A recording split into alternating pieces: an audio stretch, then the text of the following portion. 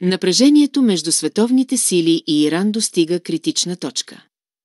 Външният министър на Франция Жан-Ноел Беаро предупреди, че ако не бъде постигнато ново споразумение за ядрената програма на Техеран, военната конфронтация изглежда почти неизбежна. Изявлението идва след извънредна среща, свикана от френския президент Емануел Макрон, на която ключови министри и експерти обсъдиха ситуацията с Иран. В същото време американският президент Доналд Тръмп отправи ултиматум към иранските власти до края на май да започнат демонтирането на ядрената си програма.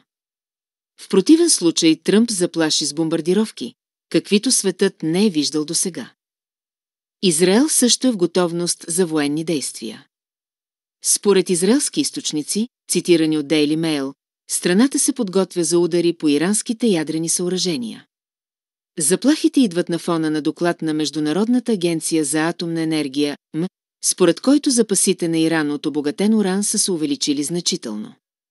Според генералния директор на агенцията Рафаел Гроси, Иран е единствената държава без ядрено оръжие, която обогатява уран до тревожно високи нива.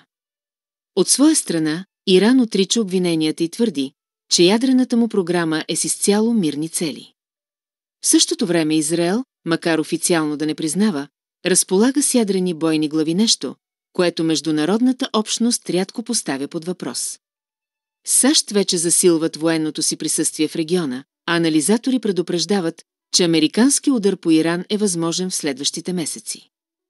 Дали дипломатическите усилия ще предотвратят ескалацията, това остава големият въпрос.